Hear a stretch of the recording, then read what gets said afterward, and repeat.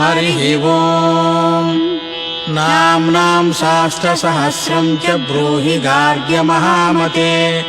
महालक्ष्म्याः महादेव्याः भुक्तिमुक्त्यर्थसिद्धये। गार्ग्य उवाच सनत्कुमारमासीनं द्वादशादित्यसन्निभम् अपृच्छन् योगिनो भक्त्या योगिनामर्थसिद्धये। सर्वलौकिककर्मभ्यो विमुक्तानां हिताय वै भुक्तिमुक्तिप्रदं जप्यमनुब्रूहि दयानिधे। सनत्कुमार भगवन् सर्वज्ञोऽसि विशेषतः आस्तिक्यसिद्धये नूनां क्षिप्रं धर्मार्थसाधनम्। छिद्यन्ति मानवाः सर्वे धनाभावेन केवलम् सिद्ध्यन्ति धनिनोऽन्यस्य नैव धर्मार्थकामनाः। दारिद्र्यध्वंसिनी नाम केन विद्या प्रकीर्तिता केन वा ब्रह्मविद्यापि केन मृत्युर्विनश्यति। सर्वासां सारभूतैका विद्यानां केन कीर्तिता प्रत्यक्षसिद्धिदा ब्रह्मन् तामाचक्ष्वदयानिधे। सनत्कुमार उवाच साधु पृष्ठं महाभाग सर्वलोकहितैषिणः महतामेष धर्मश्च नान्येषामिति मे मतिः। ब्रह्म विष्णु महादेव महेन्द्रादिमहात्मभिः सम्प्रोक्तं कथयाम्यद्य लक्ष्मीनामसहस्रकम्। यस्योच्चारणमात्रेण दारिद्र्यान्मुच्यते नरः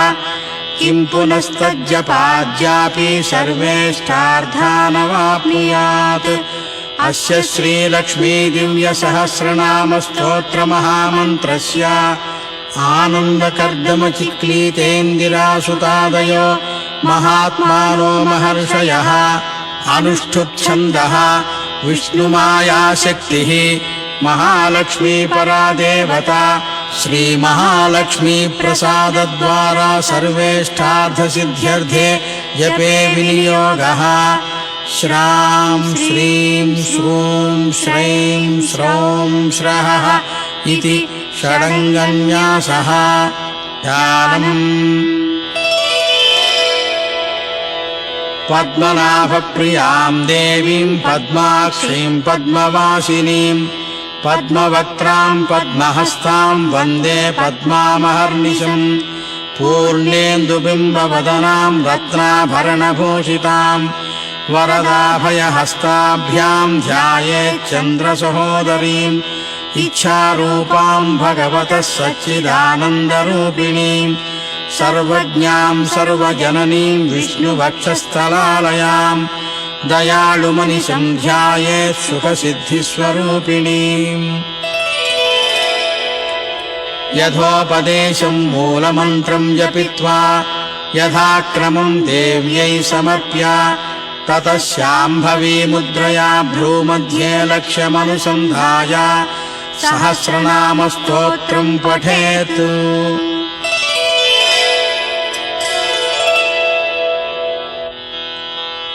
हरिः ओम्।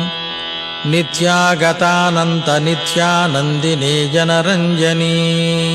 नित्यप्रकाशिनी चैव स्वप्रकाशस्वरूपिणी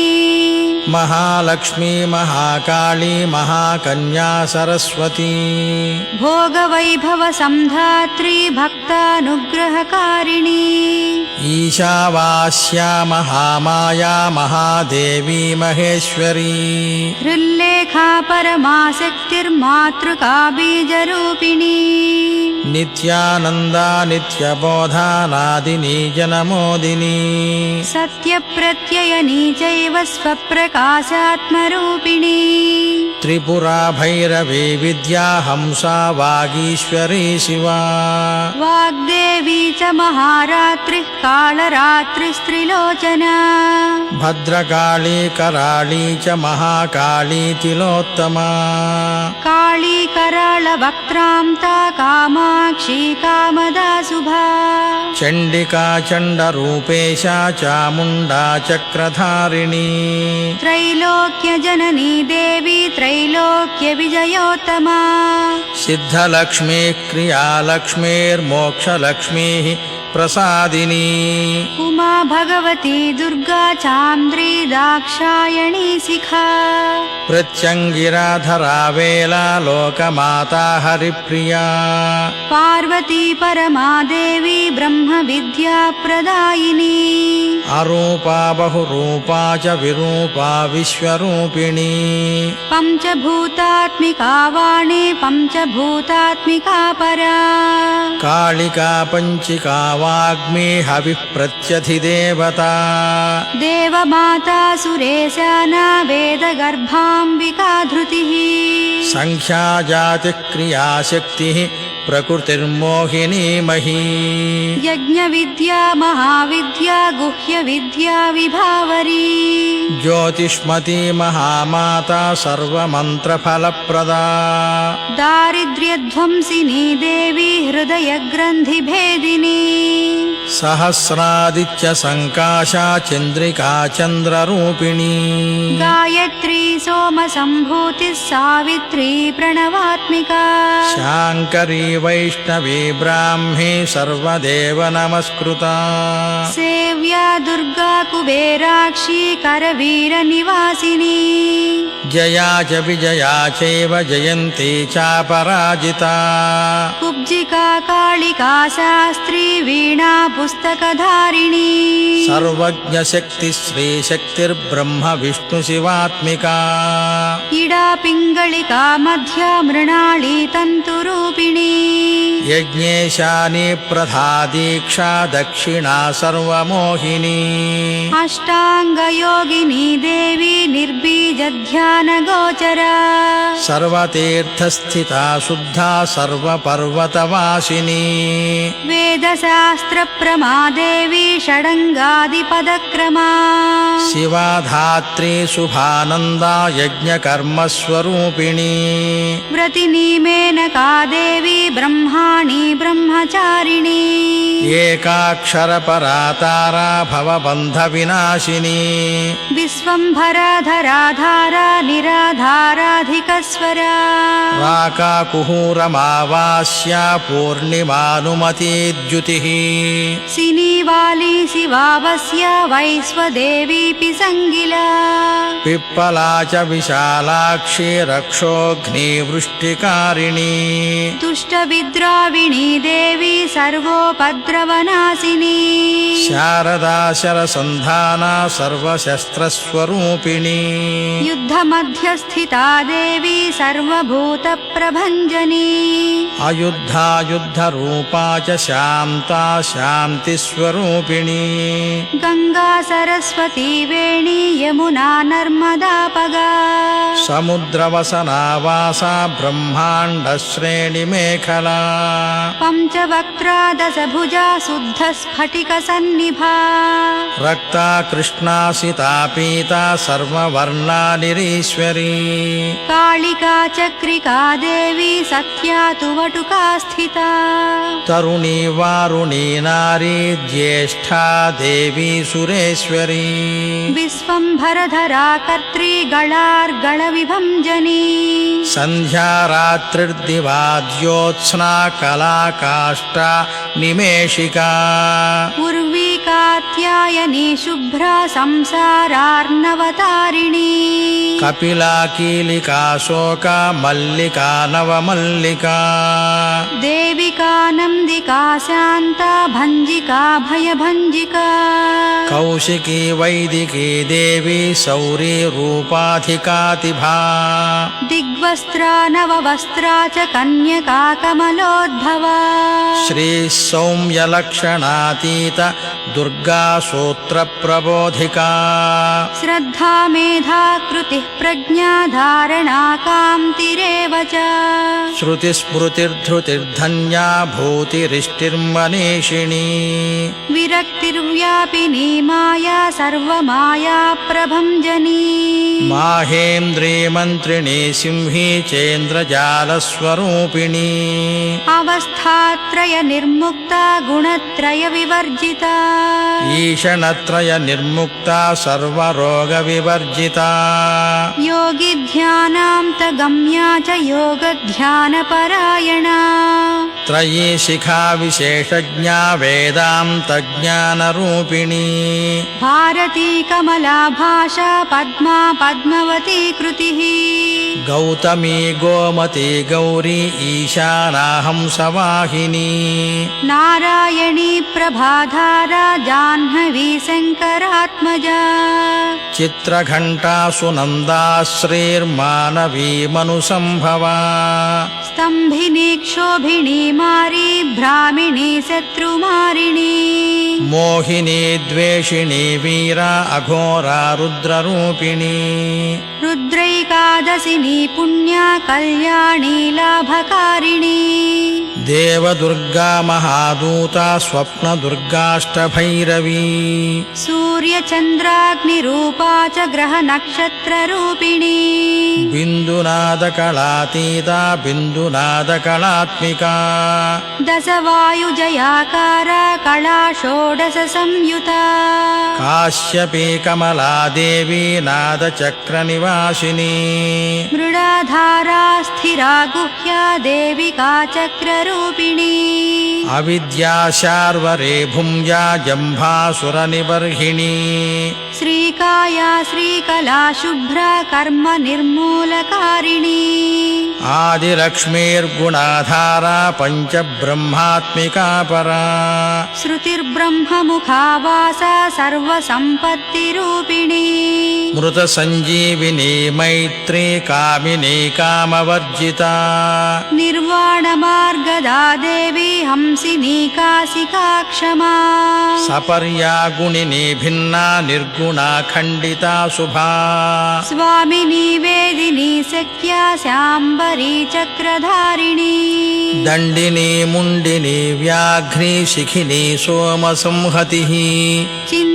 चिन्तामणिश्चिदानन्द पञ्चबाणप्रबोधिनी बाणश्रेणिः सहस्राक्षी सहस्रभुजपादुका सन्ध्याबलिस्त्रिसन्ध्याख्या ब्रह्माण्डमणिभूषणा वासवी वारुणी सेना कुलिका मन्त्ररञ्जनी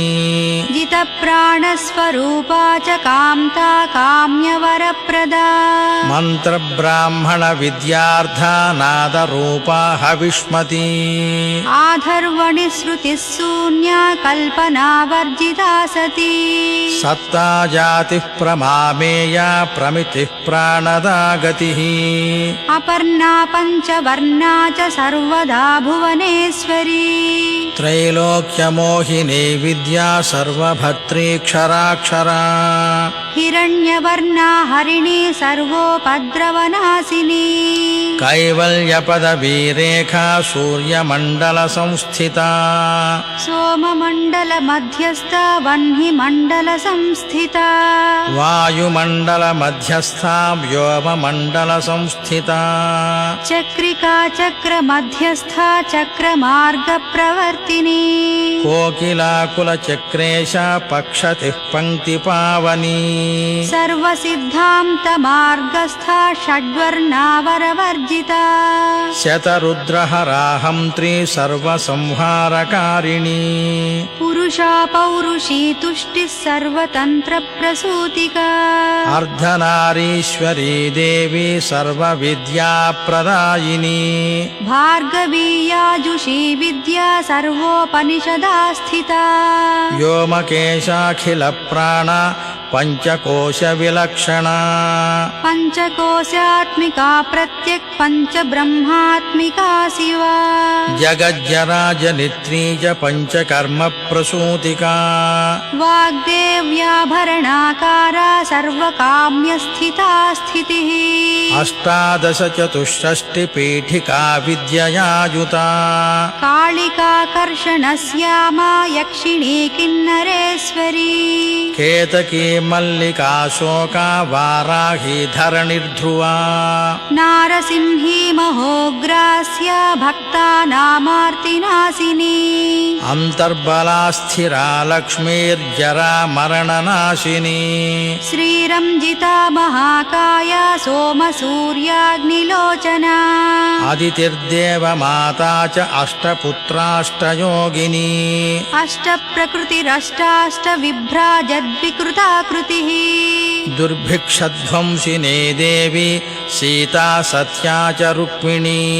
ख्यातिजा भार्गवी देवी देवयोनिस्तपस्विनी शाकम्भरी महाशोणा गरुडोपरि संस्थिता सिंहगा व्याघ्रगा देवी वायुगा च महाद्रिगा अकारादिक्षकारान्ता सर्वविद्याधिदेवता मन्त्रव्याख्याननिपुणा ज्योतिश्शास्त्रैकलोचना इडा पिङ्गलिका मध्यसुषुम्ना ग्रन्थिभेदिनी कालचक्राश्रयोपेता कालचक्रस्वरूपिणी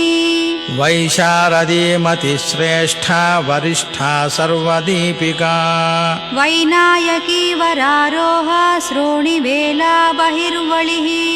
जम्भिनी जृम्भिणी जृम्भकारिणी गणकारिका शरणी चक्रिकानन्ता सर्वव्याधिचिकित्सकी देवकी देवसङ्काशा वारिधिः करुणाकरा सर्वरी सर्वसम्पन्ना सर्वपापप्रभञ्जनी एकमात्रा द्विमात्रा च त्रिमात्रा च तथा परा अर्धमात्रा परा सूक्ष्मा सूक्ष्मार्धार्धपरा परा एकवीरा विशेषाख्या षष्ठी देवी मनस्विनी नैष्कर्म्या निष्कला लोका ज्ञानकर्माधिका गुणा सबन्ध्वानन्दसन्दोहा व्योमाकारा निरूपिता गद्यपद्यात्मिका वाणी सर्वालङ्कारसंयुता साधुबन्धपदन्यासा सर्वौका घटिकावलिः षट्कर्मा कर्कशाकारा सर्वकर्मविवर्जिता आदित्यवर्णा चापर्णा कामिनी वररूपिणी ब्रह्माणि ब्रह्मसन्ताना वेदवागीश्वरी शिवा पुराणन्यायमीमांसा धर्मशास्त्रागमश्रुता सद्यो वेदवती सर्वा हम्पी विद्याधिदेवता विश्वेश्वरी जगद्धात्री विश्वनिर्माणकारिणी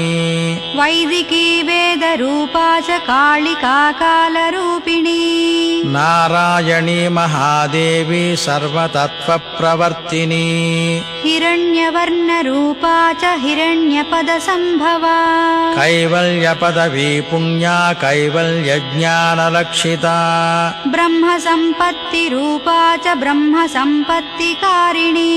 वारुणी वारुणाराध्या सर्वकर्मप्रवर्तिनी एकाक्षरपरा युक्ता सर्वदारिद्र्यभञ्जिनी पाशाङ्कुशान्विता दिव्या वीणा व्याख्याक्ष सूत्रभृत् एकमूर्तिस्त्रयी मूर्तिर्मधुकैटभञ्जिनी साङ्ख्या साङ्ख्यवती ज्वाला ज्वलन्ती कामरूपिणी जाग्रन्ति सर्वसम्पत्तिः सुषुप्ता स्वेष्टदायिनी कपालिनी महादंष्ट्रा भ्रुकुटी कुटिलानना सर्वावासा सुवासा च बृहत्सृष्टिश्च सेक्वरी छन्दो गणप्रतिष्ठा च कल्माषी करुणात्मिका चक्षुष्मती महाघोषा खड्गचर्मधरासनिः शिल्पवैचित्र्यविद्योता सर्वतो भद्रवासिनी अचिन्त्यलक्षणाकारा सूत्रभाष्यनिबन्धना सर्ववेदार्थसम्पत्तिः सर्वशास्त्रार्थमातृका अकारादिक्षकारान्त सर्ववर्णकृतस्थला सर्वलक्ष्मीः सदानन्दा सारविद्या सदाशिवा सर्वज्ञा सर्वशक्तिश्च खेचरी रूपगोच्छ्रिता अणिमादिगुणोपेता पराकाष्ठा परागतिः हंसयुक्तविमानस्था हंसारूढा शशिप्रभा भवानी वासनाशक्तिराकृतिस्थाखिलाखिला तन्त्रहेतुर्विचित्राङ्गी व्योमगङ्गा विनोदिनी वर्षा च वार्षिका चैव ऋग्यजुस्सामरूपिणी महानदी नदी पुण्या गण्य पुण्य गुणक्रिया समाधिगतलभ्यार्था श्रोतं या स्वप्रिया घृणा नामाक्षरपरा देवी उपसर्गनकाञ्चिता निपातोरुद्वये जङ्घा मातृका मन्त्ररूपिणी आसीना च शयाना च तिष्ठन्ती भावनाधिका लक्ष्यलक्षणयोगाढ्या ताद्रूप्यगणनाकृतिः सैकरूपा नैकरूपा सेन्दुरूपा सदाकृतिः समासतद्धिताकारा विभक्तिवचनात्मिका स्वाहाकारा स्वधाकारा श्रीपत्यर्धाङ्गनन्दिनी गम्भीरा गहना गुह्या योनिलिङ्गार्धधारिणी शेषवासुकि संसेव्या चपलावरवर्णिनी कारुण्याकारसम्पत्तिः कीलकृन्मन्त्रकीलिका शक्तिबीजात्मिका सर्वमन्त्रेष्टाक्षयकामना आग्नेयी पार्थिवा आप्या वायं या व्योमकेतना सत्यज्ञानात्मिकानन्द ब्राह्मी ब्रह्म सनातनी अविद्यावासना माया प्रकृतिः सर्वमोहिनी शक्तिर्धारणशक्तिश्च चिदचिच्छक्तियोगिनी वक्त्रारुणा महामाया मरीचिर्मदमर्दिनी विराट् स्वाहा स्वधा शुद्धा निरूपास्ति सुभक्तिगा निरूपिता द्वये विद्या नित्या नित्यस्वरूपिणी वैराजमार्गसञ्चार सर्वसत्पथदर्शिनी जालन्धरी मृडानी च भवानी भवभञ्जनी त्रैकालिका ज्ञानतन्तुस्त्रिकालज्ञानदायिनी नादातीता स्मृतिप्रज्ञा धात्री रूपा त्रिपुष्करा पराजिता विधानज्ञा विशेषितगुणात्मिका हिरण्यकेशिनी हेमा ब्रह्मसूत्रविचक्षणा असंख्येया पदार्थान्ता स्वरव्यञ्जनवैखरी मधुजिह्वा मधुमती मधुमासोदया मधुः माधवी च महाभागा मेघगम्भीरनिस्वना ब्रह्मविष्णुमहेशादिज्ञातं यार्थविशेषगा नाभौ वह्नि शिखाकारा ललाटे चन्द्रसन्निभा भ्रूमध्ये भास्कराकारा सर्वताराकृतिर्हृदि कृप्तिकारि भरण्यन्त नक्षत्रेष्यच्चिदोदय